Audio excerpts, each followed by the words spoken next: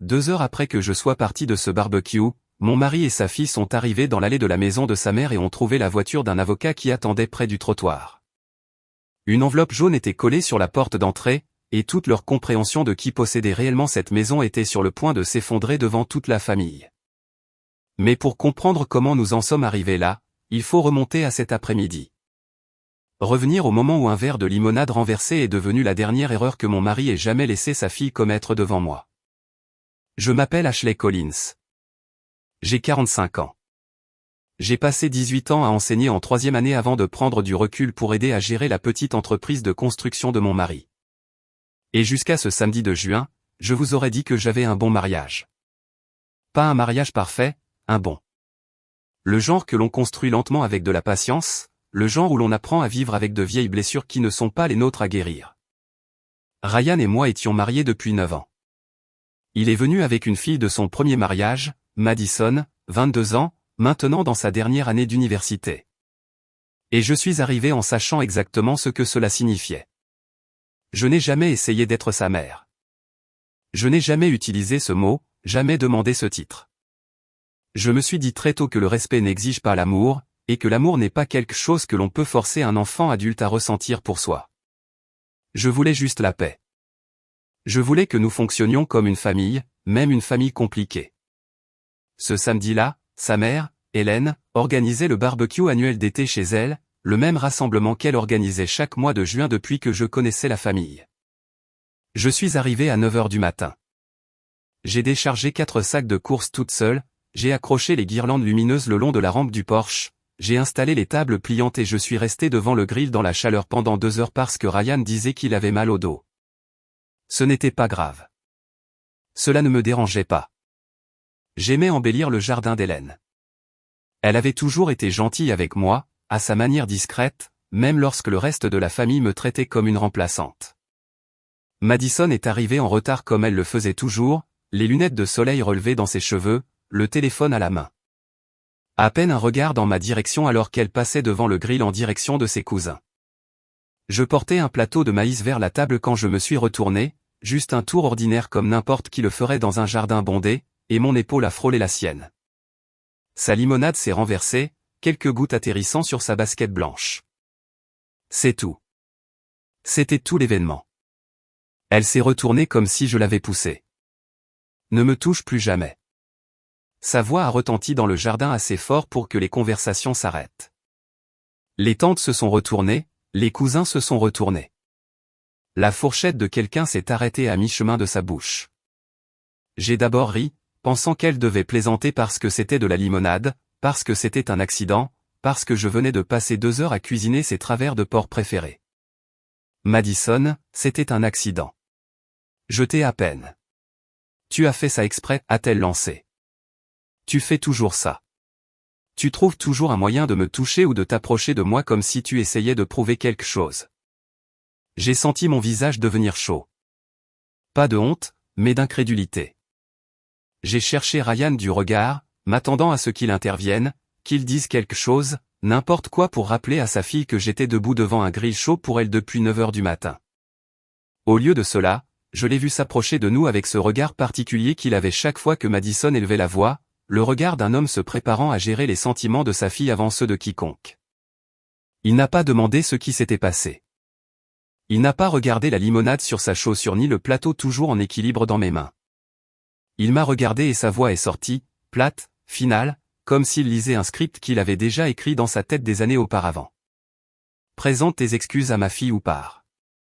Je veux que vous compreniez quelque chose à mon sujet. Je ne suis pas une personne dramatique. Je n'élève pas la voix. Je ne sors pas des pièces en claquant la porte. J'ai passé 2 décennies à gérer une classe d'enfants de 8 ans en restant calme quand tout le monde autour de moi ne l'était pas. Mais quelque chose en moi est devenu très silencieux et très immobile à ce moment-là. De la même manière que l'eau devient immobile juste avant de se transformer en glace. J'ai regardé mon mari.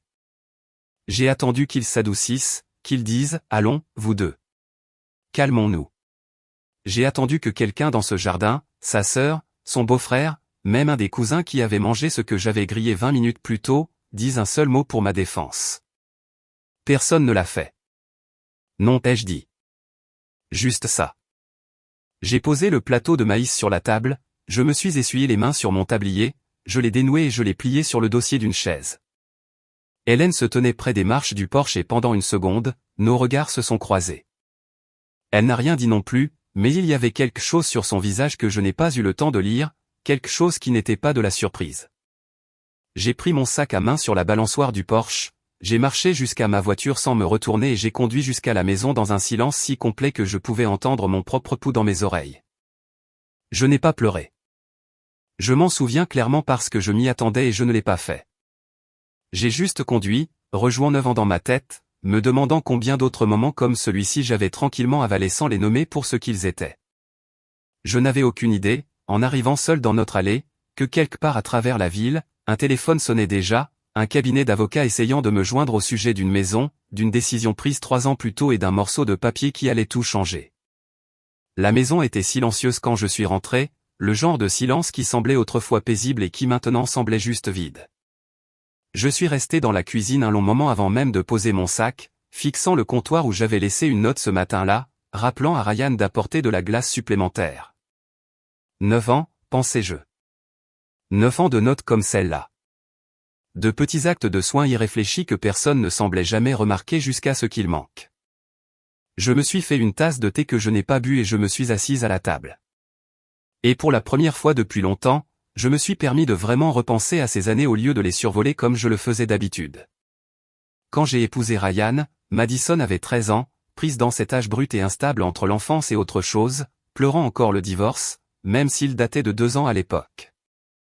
Je n'ai jamais essayé de remplacer sa mère. Je me suis fait cette promesse avant même de déménager une seule boîte dans cette maison. Je serai stable, je serai présente, et je ne demanderai jamais un titre que je n'avais pas mérité. Je pensais, bêtement peut-être, que si je lui donnais assez de temps et assez d'espace, elle finirait par me laisser exister dans sa vie comme autre chose qu'une intruse. J'ai payé son premier semestre d'université avec mes propres économies lorsque l'entreprise de Ryan a connu une période difficile et qu'il était trop fier pour demander de l'aide à sa mère. Je suis resté dans la salle d'attente de l'hôpital pendant 6 heures après son accident de voiture en 2e année parce que Ryan était coincé hors de l'État pour un travail et ne pouvait pas prendre un vol de retour avant le lendemain matin. Je l'ai conduite à 3 rendez-vous de suivi ce printemps-là, j'ai assisté à 2 séances de physiothérapie juste pour qu'elle ne soit pas seule dans la salle d'attente, et je lui ai organisé une fête pour son 21e anniversaire l'année suivante. Que j'ai planifié jusqu'à la dernière guirlande lumineuse parce qu'elle avait mentionné une fois, en passant, qu'elle en avait toujours voulu une comme ça. Elle n'a jamais dit merci, pas une seule fois, pour rien de tout cela. Je me disais que ce n'était pas grave, que la gratitude n'était pas le but, que je ne le faisais pas pour être remercié. Mais il y a une différence entre ne pas avoir besoin de remerciements et être traité comme si vous n'existiez pas. Et quelque part au fil des ans, cette ligne s'était estompée dans ma propre tête. Chaque fois que je mentionnais quoi que ce soit de tout cela à Ryan, prudemment, gentiment, jamais comme une plainte, il avait la même réponse à chaque fois. Donne-lui du temps, H. Elle a traversé beaucoup de choses. Et je lui ai donné du temps. Je lui en ai donné 9 ans. Mais les années ne l'ont pas adouci envers moi. Au contraire, elles ont durci quelque chose en elle, comme si elle avait décidé très tôt qu'il était plus sûr de me traiter comme une personne temporaire que de risquer autre chose. Je me suis souvenu du Noël d'il y a 2 ans où elle m'a appelé l'erreur de papa à sa cousine dans la cuisine, ne réalisant pas que j'étais juste derrière la porte du garde-manger. Je me suis souvenu comment Ryan, quand je lui ai dit ce soir-là, a seulement dit qu'elle ne le pensait probablement pas comme ça, qu'elle traversait un semestre difficile. Il y avait toujours une raison. Il y avait toujours un semestre difficile, une rupture stressante, une mauvaise semaine. J'ai arrêté de compter les excuses vers la 6e année. Aujourd'hui, il ne s'agissait pas vraiment d'une éclaboussure de limonade. Je le comprenais clairement maintenant, assis seul dans ma cuisine avec mon thé qui refroidissait. Aujourd'hui, c'était le moment où 9 ans de petite gomme s'étaient finalement additionnés pour former quelque chose que je ne pouvais plus avaler. Mon mari m'avait regardé dans les yeux devant toute sa famille et avait choisi le caprice de sa fille plutôt que la femme qui avait passé la matinée à cuisiner pour eux tous. Et le pire n'était même pas le choix.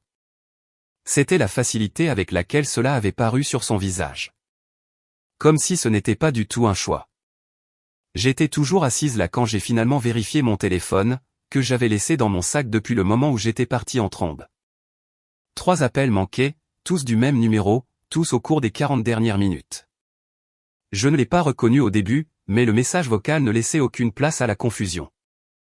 Madame Collins, ici David Harper du Harper Legal Group. Il est important que nous parlions dès que possible. Veuillez rappeler mon bureau aujourd'hui si vous le pouvez. Je suis resté avec le téléphone à la main un moment, vraiment confuse. Je ne connaissais aucun avocat nommé Harper. Je n'avais eu aucun accident, n'avais pas été poursuivi en justice, n'avais rien signé dont je me souvenais qui justifierait ce genre d'urgence dans la voix d'un étranger. Ma première pensée, absurde, fut que quelque chose était arrivé à Hélène, qu'elle était tombée ou pire, et que quelqu'un essayait de me joindre parce que le téléphone de Ryan était dans sa poche pendant la dispute et pas le mien. Mes mains n'étaient pas tout à fait stables lorsque j'ai rappelé le numéro. Il a sonné 2 fois avant qu'une réceptionniste ne décroche, et quand j'ai donné mon nom, sa voix a immédiatement changé. Plus douce, plus prudente, comme le sont les gens quand ils savent quelque chose que vous ne savez pas. Madame Collins, merci de votre appel. Monsieur Harper aimerait vous voir en personne si vous pouvez venir aujourd'hui. Cela concerne une affaire impliquant Hélène Brooks. Ma poitrine s'est serrée. Est-ce qu'elle va bien? Elle va bien, dit rapidement la réceptionniste. Il ne s'agit pas de sa santé. Il s'agit d'une affaire juridique qu'elle nous a demandé de gérer. Monsieur Harper a estimé qu'il valait mieux l'expliquer en personne. J'ai regardé l'horloge. Il était à peine 16 heures.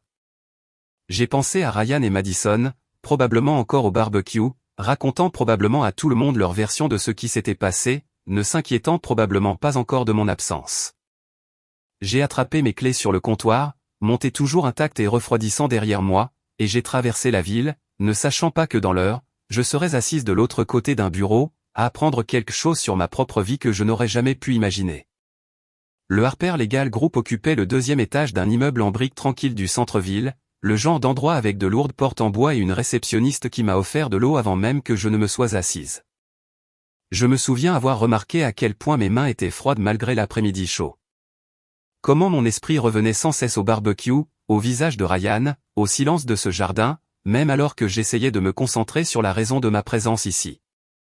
David Harper s'est avéré être un homme plus âgé, peut-être à la fin de la cinquantaine, avec le calme et la manière posée de quelqu'un qui avait annoncé des nouvelles difficiles à beaucoup de gens au fil des ans, et qui avait appris à ne pas se précipiter.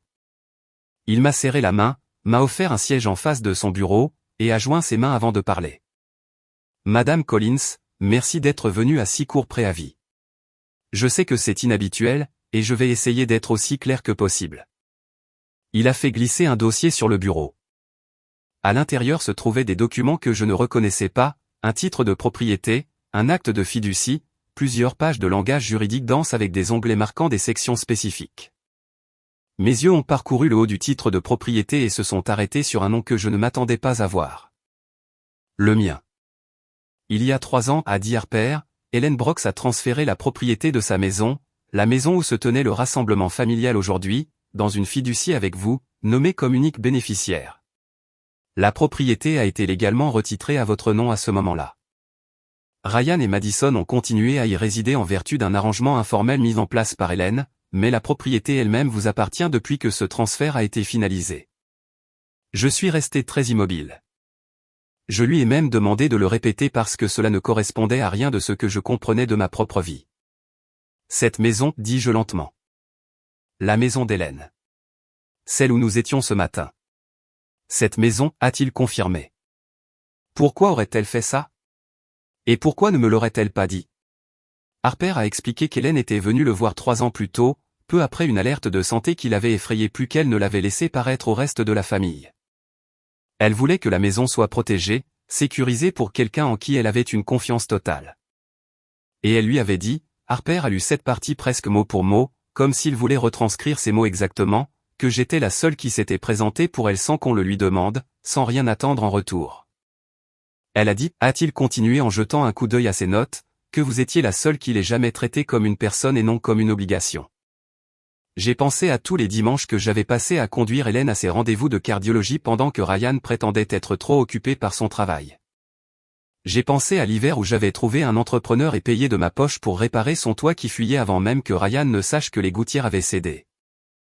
Rien de tout cela ne m'avait semblé construire quelque chose.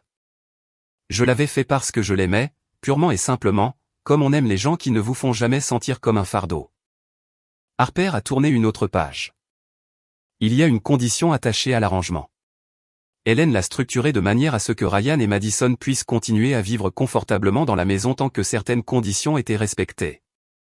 Plus précisément, il a tapoté la clause, si l'un d'eux, à un moment quelconque, était reconnu coupable de vous avoir insulté, menacé ou humilié, vous auriez le droit légal de mettre fin à leur résidence immédiatement. La pièce est devenue très silencieuse. J'ai pensé à la voix de Madison qui claquait dans ce jardin. Ne me touche plus jamais. J'ai pensé au visage de Ryan, froid et impassible. Présente tes excuses à ma fille ou pars. Je ne savais pas, en me tenant dans ce jardin 1 heure auparavant, que je me tenais sur un terrain qui m'appartenait déjà légalement. Voulez-vous l'appliquer, a demandé Harper, sans méchanceté. Ce n'était pas une question destinée à me pousser dans une direction ou une autre. C'était simplement la question que le moment exigeait. Je n'ai pas répondu tout de suite. J'ai baissé les yeux sur mon avant-bras où une légère marque rouge était encore visible de l'endroit où Madison m'avait bousculé plus tôt en essayant d'atteindre sa voiture. Quelque chose que je n'avais même pas enregistré comme un bleu jusqu'à maintenant, assise dans ce bureau sous une lumière fluorescente. J'ai pensé à 9 ans à être toléré au lieu d'être accueilli. J'ai pensé à toutes les excuses que j'avais acceptées, à chaque donne-lui du temps que j'avais avalé sans commentaire. Chaque moment où je m'étais faite plus petite pour que la paix dans cette famille reste intacte. Je n'étais pas en colère comme les gens s'imaginent la colère. Pas de tremblement, pas de voix élevée. Ce que je ressentais était plus proche de la clarté. Une porte se fermant doucement quelque part en moi. Une porte que je n'avais même pas réalisé avoir laissée entr'ouverte pendant des années. Oui, ai-je dit. Harper a hoché la tête lentement, comme s'il s'attendait à cette réponse, mais voulait m'entendre y arriver par moi-même. Il a expliqué les étapes suivantes, les documents déjà préparés à l'avance à la demande d'Hélène, le serrurier en attente, l'avis formel qui devrait être remis en personne. Il m'a demandé si je voulais être là quand cela arriverait. J'y ai réfléchi un instant puis j'ai secoué la tête. Non, je n'ai pas besoin de voir leur visage. J'ai juste besoin que ce soit fait correctement, légalement et discrètement. Alors que je me levais pour partir, Harper a mentionné un dernier détail, presque en passant, qu'Hélène avait spécifiquement demandé à être présente à la maison lorsque l'avis serait remis. Qu'elle avait dit que c'était quelque chose qu'elle devait dire à son fils elle-même après des années de silence.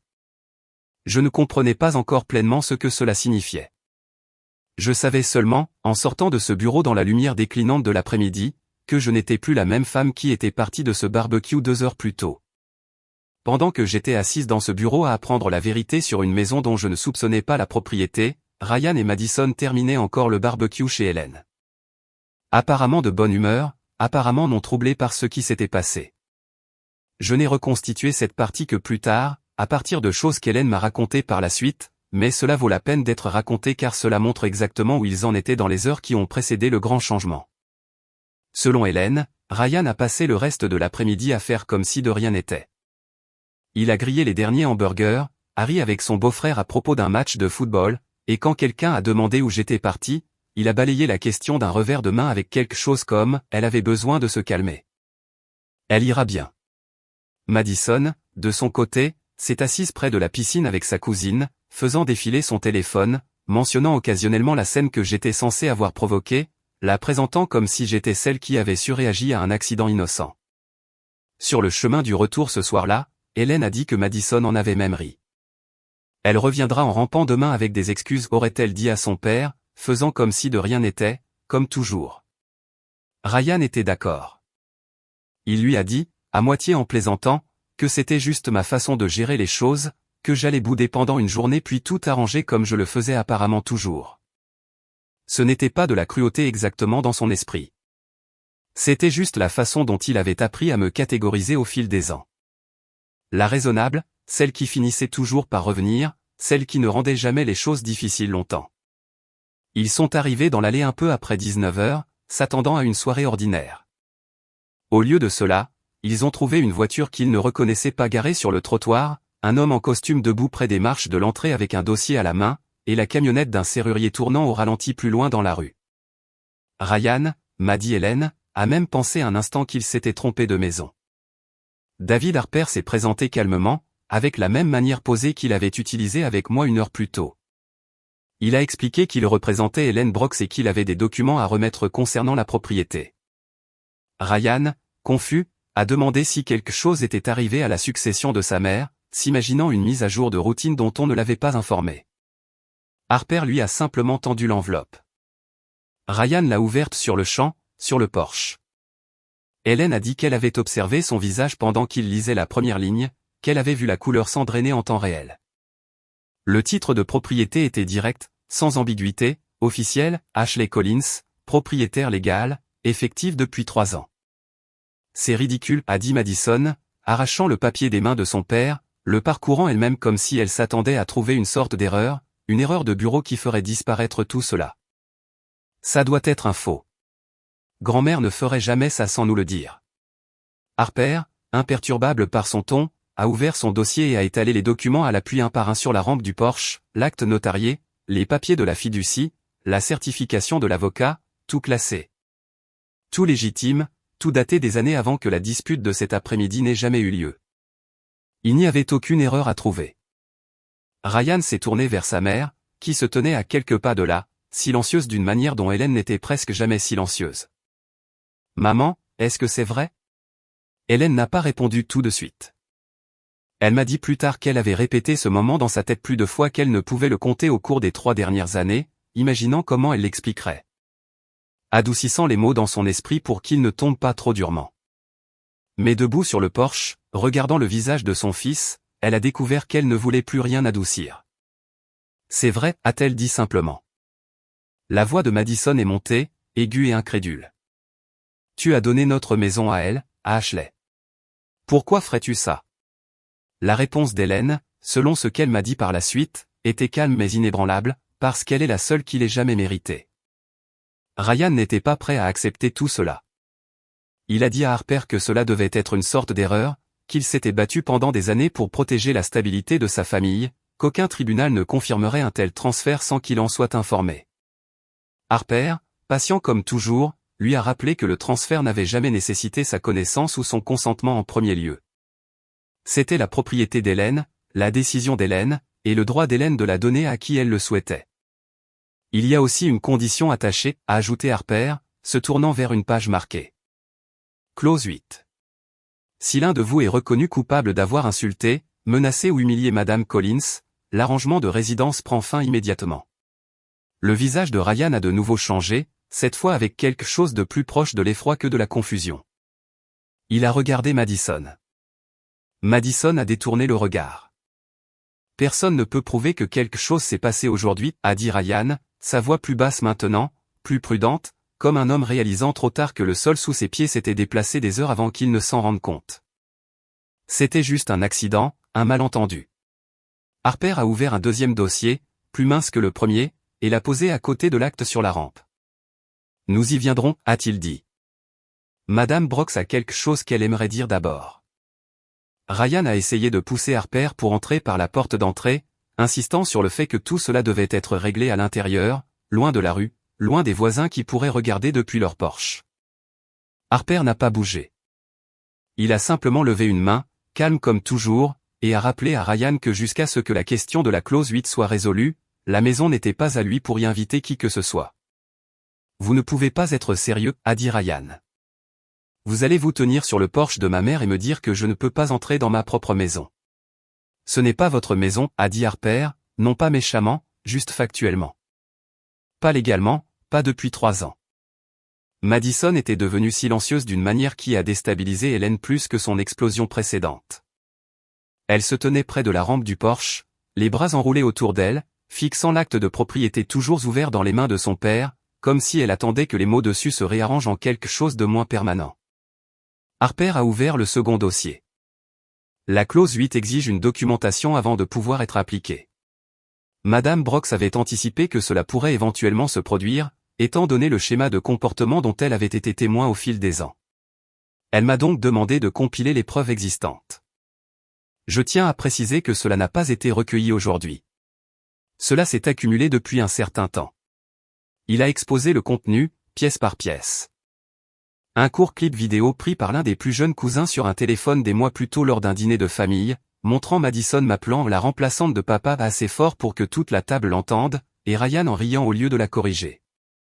3 déclarations écrites de parents qui avaient été témoins d'incidents similaires au fil des ans et en avaient discrètement parlé à Hélène, sans jamais réaliser que ces conversations importeraient un jour. 2 messages textes que Madison avait envoyés à une cousine, des captures d'écran transmises à Hélène à un moment donné, se référant à moi dans un langage si laid que Ryan a même tressailli en le lisant par-dessus l'épaule de Harper. Et la propre déclaration écrite d'Hélène, datée de cet après-midi même, décrivant exactement ce dont elle avait été témoin au barbecue quelques heures plus tôt. La bousculade, le cri de Madison, l'ultimatum de Ryan, m'a sorti silencieuse. Rien de tout cela ne prouve quoi que ce soit, a dit Ryan, mais sa voix avait perdu de sa certitude. Il parcourait maintenant les pages au lieu de les contester. Hélène s'est avancée. En 9 ans, je ne pense pas l'avoir jamais entendu élever la voix contre son fils. Pas une seule fois. Même quand j'avais entendu parler indirectement de désaccords entre eux. Elle avait toujours été la gardienne de la paix silencieuse de la famille, absorbant la tension pour qu'elle ne se propage pas, aplanissant les choses plutôt que de les nommer. Debout sur ce porche, devant Harper, devant Madison, elle a cessé de le faire. J'ai tout vu, a-t-elle dit. Sa voix n'était pas forte, mais elle portait. Ryan est resté figé, les papiers pendant mollement dans sa main. Maman, Je n'ai pas fini, a dit Hélène. Tu as une fille qui avait besoin de limites il y a longtemps, et au lieu de lui donner des limites, tu lui as donné la permission à chaque fois, et je t'ai laissé faire parce que je ne voulais pas causer plus de conflits dans une famille qui en avait déjà assez. C'était mon erreur, et je ne la referai pas aujourd'hui. Le calme de Madison a finalement volé en éclats. Elle était restée rigide pendant toute la déclaration de sa grand-mère, mais maintenant ses épaules ont commencé à trembler, et quand elle a parlé, sa voix est sortie petite, d'une manière que je suppose qu'aucun d'eux n'avait entendu de sa part depuis des années. Je ne voulais pas que ça aille aussi loin. C'était juste un accident. J'ai réagi. Tu réagis comme ça depuis 9 ans, a dit Hélène, plus doucement maintenant mais sans reculer. C'est juste la première fois que ça te coûte quelque chose. Harper, donnant à la famille un moment avant de continuer, a finalement repris la parole. Compte tenu de la documentation et du témoignage de Madame Brooks en tant que témoin direct de l'incident d'aujourd'hui, les conditions de la clause 8 ont été remplies. Avec effet immédiat, l'arrangement de résidence est résilié. Madame Collins a autorisé une fenêtre de 30 jours pour que vous puissiez organiser un logement alternatif et retirer vos affaires. Ryan a regardé sa mère, puis le serrurier qui attendait toujours patiemment près de sa camionnette, puis l'acte de propriété dans ses propres mains. Comme si une partie de lui espérait encore que le papier pourrait changer s'il le regardait assez longtemps. Ce ne fut pas le cas. Je dois parler à Ashley, a-t-il dit doucement. C'est votre choix, a répondu Harper. Mais je vous encourage à réfléchir attentivement à ce que vous voulez dire et pourquoi avant de passer cet appel. Ryan n'a pas répondu à cela. Il est juste resté là, sur le porche de la maison où il avait vécu pendant des années, tenant la preuve qu'elle n'avait jamais vraiment été la sienne en premier lieu, tandis que sa fille pleurait doucement à côté de lui. Et que sa mère regardait avec une expression qui ne contenait aucune satisfaction d'avoir raison, seulement des années de soulagement fatigué et attendu.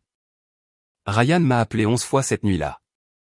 Je le sais parce que j'ai finalement regardé mon téléphone vers 21h, assise seule dans la chambre d'amis de la maison de ma sœur, à 2 villes de là, où j'avais conduit directement depuis le bureau de Harper sans rentrer chez moi d'abord. Je n'avais pas encore décidé si je voulais voir le visage de Ryan quand la vérité le frapperait. Mais un instinct me disait de ne pas être dans cette allée quand cela arriverait. Je n'ai répondu à aucun des appels, non par dépit. Je ne savais sincèrement pas encore ce que je dirais, et j'avais suffisamment appris au cours de mes années d'enseignement pour savoir que les conversations les plus importantes ne devraient pas avoir lieu sous le coup de la colère, de part et d'autre. Madison a envoyé 2 SMS. Le premier disait simplement, « S'il te plaît, appelle mon père ». Le second, 1 heure plus tard, était plus long, plus frénétique, quelque chose sur le fait que tout cela était devenu incontrôlable, et qu'elle n'avait jamais eu l'intention que les choses aillent aussi loin. J'ai lu les 2 messages et j'ai posé le téléphone face contre la table de nuit. Ce n'est pas que je n'ai rien ressenti en les lisant. Si. Mais ressentir quelque chose et être prête à y répondre sont 2 choses très différentes, et je n'étais pas encore prête. Ryan m'a dit plus tard, beaucoup plus tard, une fois que suffisamment de temps s'était écoulé pour que nous puissions réellement parler comme 2 adultes au lieu de 2 personnes se tenant de part et d'autre d'une fracture, qu'il avait rappelé sa mère ce soir-là. Espérant qu'elle pourrait s'adoucir, qu'elle pourrait lui dire que tout cela n'était qu'un malentendu qui pouvait encore être annulé. Hélène ne s'est pas adoucie. Je t'ai prévenu pendant des années, lui a-t-elle dit, selon ce qu'il m'a finalement avoué. Je t'ai dit encore et encore que si tu continuais à laisser Madison traiter Ashley comme une intruse dans sa propre maison, tu perdrais quelque chose que tu ne pourrais pas récupérer. Tu n'as juste jamais cru que cela arriverait vraiment. Il a médité là-dessus, a-t-il dit, plus longtemps qu'il ne voulait l'admettre. Et quelque part dans ce silence, des choses qu'il avait passé des années à ne pas vraiment regarder ont commencé à faire surface, qu'il le veuille ou non. Il a pensé au toit. Il avait remarqué les nouvelles tuiles sur la maison de sa mère 2 hivers auparavant, les avait vaguement enregistrées, et n'avait jamais demandé qui avait payé la réparation ou organisé l'entrepreneur. C'était moi, discrètement, comme je faisais la plupart des choses pour cette famille, non pas pour le crédit, juste parce que cela devait être fait, et que personne d'autre ne le faisait. Il a pensé au rendez-vous de cardiologie. Hélène avait eu une alerte cardiaque 3 ans plus tôt, une série de suivis et de visites de contrôle qui s'étaient étendus sur plusieurs mois. Et c'était moi qui la conduisais à chaque fois, assise avec elle dans les salles d'attente, lui tenant la main pendant un échocardiogramme, tandis que Ryan envoyait des textos d'excuses sur le fait d'être débordé de travail. Il n'avait assisté à aucun de ces rendez-vous, pas un seul. Il a pensé à l'opération de l'année précédente, une prothèse de hanche qui a immobilisé Hélène pendant 6 semaines, et comment c'était moi qui avais emménagé dans sa chambre d'amis pendant les 2 premières semaines de convalescence, gérant ses médicaments, cuisinant ses repas. L'aidant à aller aux toilettes au milieu de la nuit quand elle était trop fière pour demander ce genre d'aide à son fils.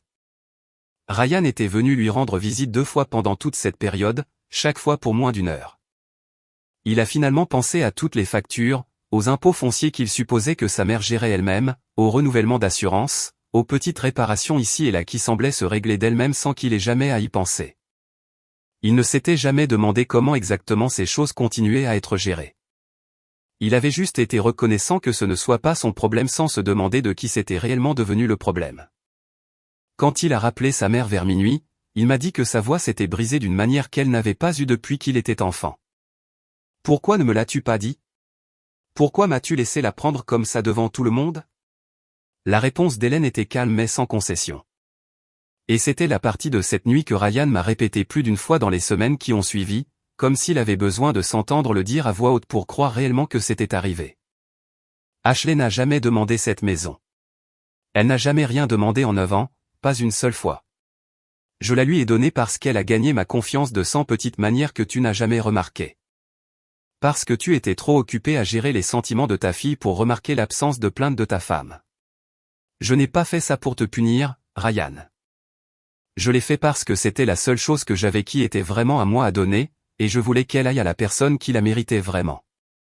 Il n'avait pas de réponse à cela.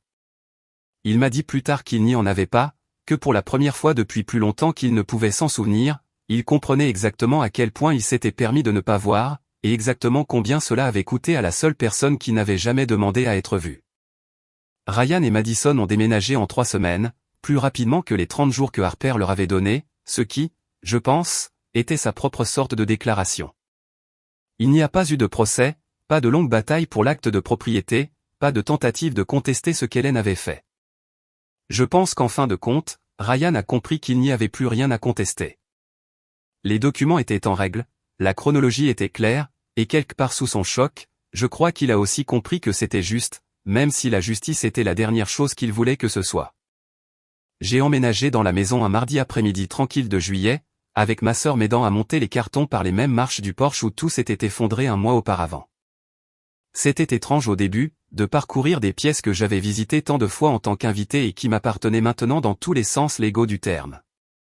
J'ai passé ce premier week-end à faire quelque chose que je n'avais pas fait depuis des années, travailler dans le jardin qu'Hélène avait laissé à l'abandon pendant sa convalescence. Arracher les mauvaises herbes des parterres qui étaient autrefois magnifiques. Planter de nouveaux bulbes le long de la clôture arrière où je me souvenais qu'elle avait autrefois cultivé des dahlias. J'ai trouvé une boîte de vieilles photographies de famille dans un placard du couloir. Des photos délavées d'Hélène jeune femme, de Ryan enfant, de parents que je reconnaissais et d'autres non. Je les ai fait réencadrer et je les ai raccrochés le long de l'escalier où elles devaient être, car quoi qu'il se soit passé entre Ryan et moi, cette maison contenait toute la vie d'Hélène, et je n'allais pas laisser cela se perdre dans les décombres de tout le reste. Un mois après mon emménagement, Hélène a demandé si elle pouvait organiser un autre barbecue. J'ai dit oui avant même qu'elle ait fini sa question. Il semblait important, d'une manière ou d'une autre, de laisser cette tradition se poursuivre plutôt que de laisser un après-midi terrible définir l'espace pour de bon. C'était différent cette fois. Plus petit, plus calme. Pas de cris à travers le jardin, pas d'ultimatum, personne n'attendant de voir de quel côté tout le monde se rangerait. La sœur d'Hélène a apporté sa salade de pommes de terre. Un des cousins s'est occupé du grill sans se plaindre. Et j'ai passé la majeure partie de l'après-midi assise à côté d'Hélène sur la balançoire du porche, regardant le jardin se remplir de gens qui voulaient vraiment être là. Ryan a finalement pris contact, une lettre manuscrite arrivée par la poste plutôt qu'un SMS ou un appel, ce qui m'a surprise. J'ai reconnu son écriture sur l'enveloppe avant même de l'ouvrir. À l'intérieur, il écrivait sur les années qu'il avait passées à gérer les sentiments de Madison au lieu de protéger notre mariage, sur les excuses qu'il avait inventées sans jamais remarquer combien il y en avait eu. Sur la version de lui-même qu'il essayait de devenir maintenant qu'il avait enfin cessé de détourner le regard. Il n'a pas demandé à ravoir la maison. Il n'a rien demandé en réalité. Je pense qu'à ce moment-là, il comprenait qu'il n'y avait plus rien à demander. Je l'ai lu 2 fois, assise à la table de la cuisine dans la lumière de fin d'après-midi. Puis je l'ai plié soigneusement et je l'ai mise dans un tiroir. Je ne l'ai pas déchiré parce qu'il ne restait plus de colère en moi à ce stade, juste une sorte de paix tranquille et installée. Mais je n'ai pas répondu non plus, parce que certaines portes se ferment, non par amertume, mais simplement parce que vous avez enfin trouvé ce qui se trouvait de l'autre côté, et il s'avère que c'est suffisant. Je pense souvent à ce barbecue maintenant. Celui où tout s'est effondré devant toute une famille. Pendant longtemps après, j'ai cru que j'avais quitté ce jardin et perdu quelque chose. Un mari, une famille, 9 ans d'efforts. Mais assise sur ce porche maintenant, entouré d'un jardin que j'ai planté de mes propres mains, dans une maison remplie de gens qui me voient vraiment, je comprends les choses différemment. Je n'ai pas perdu une famille ce jour-là. J'ai finalement cessé de confondre la tolérance avec l'appartenance. Et je me suis dirigé vers la famille qui m'avait discrètement choisi en retour tout ce temps, de 100 petites manières que j'avais presque cessé de remarquer. Le matin de ce barbecue, je pensais que quitter ce jardin était le pire moment de ma vie. Maintenant, je sais que c'était le moment où j'ai enfin commencé à vivre une vie qui était vraiment la mienne. Si cette histoire vous a touché, j'adorerais savoir où vous auriez tracé votre propre ligne. Avez-vous déjà eu un moment où vous avez finalement cessé d'accepter moins que ce que vous méritiez de la part des personnes qui étaient censées vous aimer? Dites-le moi dans les commentaires ci-dessous et faites-moi savoir d'où vous regardez ce soir. J'aime toujours voir jusqu'où ces histoires voyagent. Nous partageons des histoires comme celle d'Ashley tous les jours ici. De vrais parcours sincères sur la famille, la loyauté et la force tranquille qu'il faut pour enfin se choisir soi-même. Alors, si celle-ci vous a marqué, abonnez-vous et restez proche car il y a toujours une autre histoire qui attend et je ne veux pas que vous en manquiez une seule. Merci d'avoir parcouru celle-ci avec moi. Continuons. Cette histoire est entièrement fictive et destinée uniquement à des fins de divertissement et d'éducation.